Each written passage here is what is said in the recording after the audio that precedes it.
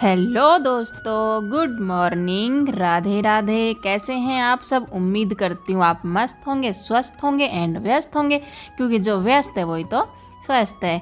हो चुकी है एक नई सुबह की शुरुआत। हर एक नई सुबह अपने साथ एक नई उम्मीद और नई उमंग लेकर आती है। तो चलिए करते हैं आज के दिन की शुरुआत एक नई उम्मीद और नई उमंग के साथ।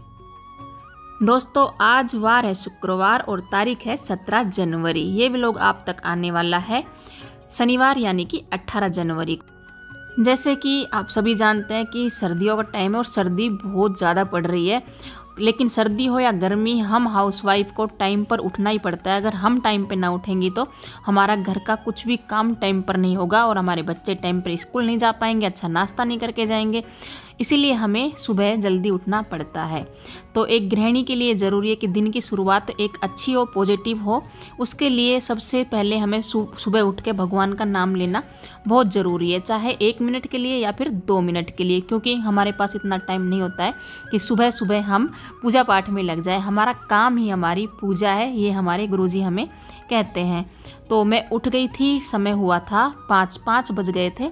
5 बजे मैं उठ गई थी और उठकर हमें मतलब ऐसे तैयार होना पड़ता है जैसे जंग पे जाना है। मतलब कपड़े वगैरह पहन के, गर्म कपड़े वगैरह पहन के, क्योंकि भाई सर्दी बहुत ज़्यादा है।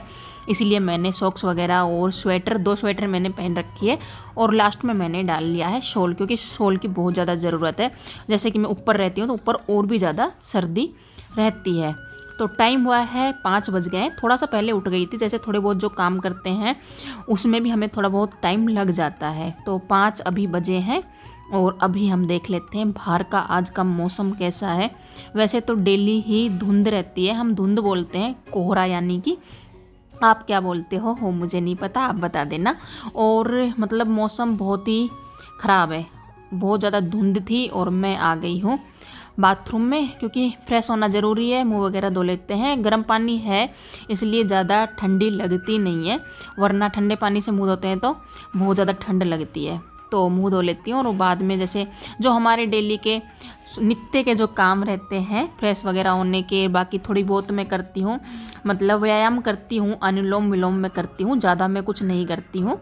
तो वो सब करने के बाद फिर हम अपने आगे के काम शुरू करेंगे। व्लॉग में आगे बढ़ने से पहले आप सभी बहनों से रिक्वेस्ट है कि अगर अभी तक आपने व्लॉग को लाइक नहीं किया है तो प्लीज़ लाइक कर दीजिए, और जो लोग नए हैं चैनल पर वो चैनल को सब्सक्राइब कर लीजिए। और यहाँ पे मैं आ गई हूँ किचन में। बीच में थोड़ा टाइम मैंने लगाया था, जैसे मैं बताती हूँ कि अनुलोम विलोम वगैरह करती हूँ, थोड़ा बहुत जैसे छोटा मोटा जो काम होता है वो मैंने समेट लिए थे। और झाड़ू मैंने बाहर की लगा दी है और अंदर की झाड़ू अभी बची हुई है।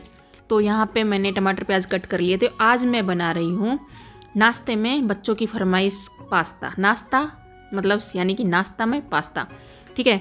पास्ता इसलिए बना रही हूँ क्योंकि मेरा आज व्रत है और मुझे तो खाना है नहीं। आज तिलकुटनी का व्रत है। आप सभी को तिलकुटा चौथ की हार्दिक शुभकामनाएं। वैसे कल के व्लॉग में मैंने शुभकामनाएं दी थी, एक बार फिर से दे देते हैं।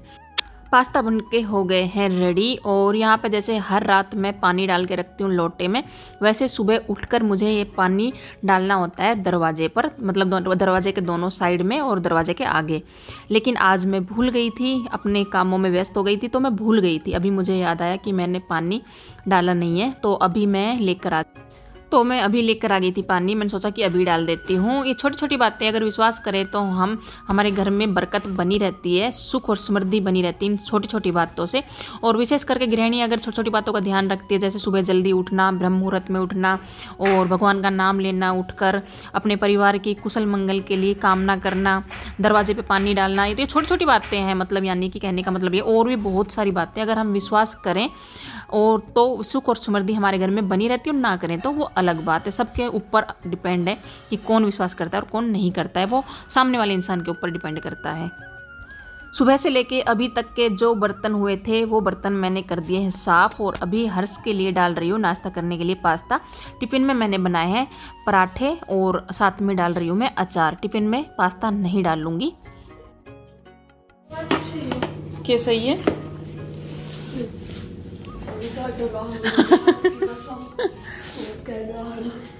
तेज लग रही है। कुछ दे दो ना। क्या दे दो? सोल ओढ़ जा, रजाई ओढ़ जा, टोपो ओढ़ जा, पागल। और तो है क्यों? और तो और चालू है। अरे तू जा मेरा बेटा, लेट हो जाएगा। ठंड तो रहेगी बाबू, काम तो सारा करना पड़े हैं। बाय।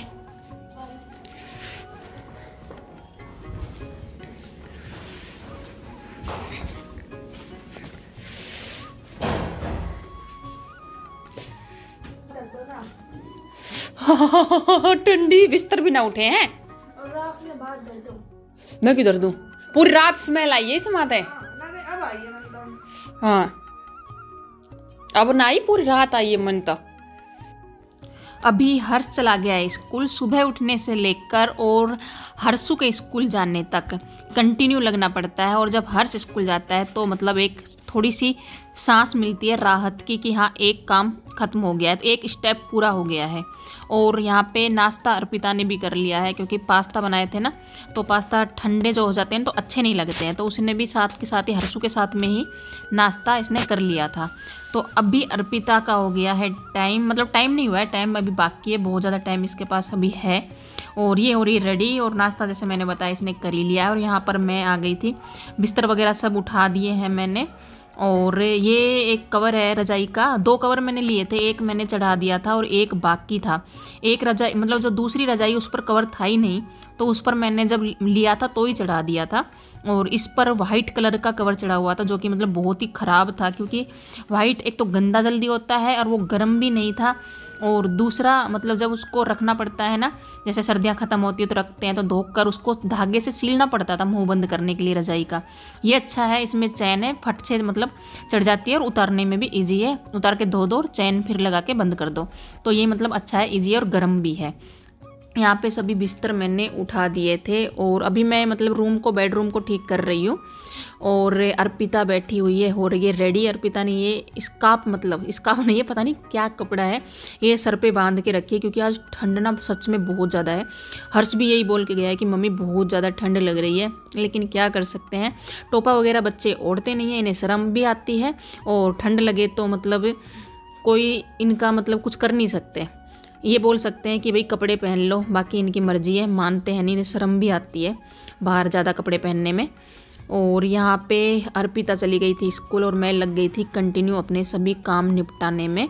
और यहाँ पर आप देख सकते हो किचन मैंने कर दिया है साफ़, और बर्तन वगैरह सब मैंने साफ़ कर दिए हैं। ऊपर का काम पूरा ख़त्म कर दिया है। पहले बाहर की झाड़ू मैंने पहले ही लगा दी थी, और अंदर भी झाड़ू पोछा मैंने कर दिया है। ये कपड़े हैं जो मैंने कल धोए थे, लेकिन क्या है एक दिन में कपड़े सूखते नहीं हैं आजकल, तो मैंने रात को उतार के मतलब शाम को और यहीं पर रख दिए थे अंदर। अब मैंने इनको उठा के बाहर रख दिया और ये सुखाने पड़ेंगे नीचे, क्योंकि आज मौसम बहुत ज़्यादा ख़राब है। तो आप देख सकते हैं ऊपर का पूरा काम मेरा ख़त्म है। और ऊपर का काम ख़त्म करने के बाद अब मैं आ गई हूँ नीचे की साइड, क्योंकि नीचे का आज पूरा काम बाकी है। कभी मैं क्या करती हूँ कि जब मुझे टाइम लगता है तो नीचे का काम ख़त्म कर लेती हूँ, तो ऊपर का काम बाद में करती रहती हूँ। कभी कभी ये सोचती हूँ कि आज ऊपर का ही काम ख़त्म कर देती हूँ, बाद में नीचे का काम कर लूँगी। तो यहाँ पे सीढ़ियों में लगा रही हूँ झाड़ू। जो कल मोर ने वो डाल दिया था ना ये डब्बा, इसमें मतलब मिट्टी थी और कुछ मतलब फूल वगैरह अर्पिता ने उगा के रखे थे, जो नीचे मोर ने डाल दिया था, तो उससे ना पूरी मिट्टी मिट्टी सीढ़ियों पे हो गई थी। तो मैंने झाड़ू लगाई नहीं थी, मतलब शाम का ही टाइम था वो, तो फिर बाद में मैंने झाड़ू लगाई नहीं थी। तो अभी सीक वाली झाड़ू से मैं लगा रही हूँ, क्योंकि सीढ़ियाँ पूरी गीली होके रखी है। गीली मतलब बारिश भी आती है तो भी गीली हो जाती है, और ओस से भी पूरी सीढ़ियाँ और छत गीली हो जाती है, इसलिए सीक वाली झाड़ू से मैंने झाड़ू लगाई है। यहाँ पे आ गई हूँ नीचे, नीचे ये भी बोल सकते हैं, और अर्पिता जहाँ पे पढ़ती है, यानी कि अर्पिता का ये कमरा है, अर्पिता की पढ़ने की जगह है। और आप देख सकते हैं उसने जैसा कि तैसा ही छोड़ के मतलब रात को छोड़ा रखा है, रात को ऐसी चली जाती है, रात को यहीं पढ़ती है वो बैठ के। तो उसके लैपटॉप वगैरह सब पढ़ाई का सामान यहाँ पर ही बेड पे रखा हुआ आता है। ये बेड कम और उसने टेबल ज़्यादा बना रखा है, अगर बोले तो ये सही होगा।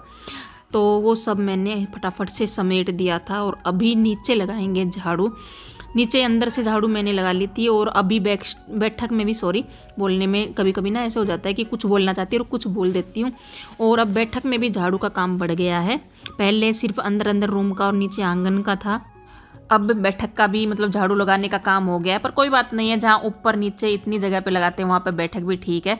और बैठक में या फिर अंदर रूम में या फिर नीचे ज़्यादा बैठना उठना होता नहीं है, लेकिन बच्चे ही है ना, खेलते कूदते हैं तो कचरा वगैरह कर देते हैं थोड़ा बहुत, लेकिन वो भी है, अगर कोई रहे या ना रहे झाड़ू लगानी तो बनती है। आज पोछा नहीं लगाऊंगी, झाड़ू मैंने पूरे में अंदर से और बाहर तक पूरे में ही लगा दी है, लेकिन पोछा नहीं लगाऊंगी। पोछा लगा भी दूँ लेकिन क्या है ना कि सूखने में बहुत ज़्यादा टाइम लग जाता है, और ऊपर नीचे आते हैं तो फिर पूरा गीला गीला हो जाता है, फिर मिट्टी हो जाती है।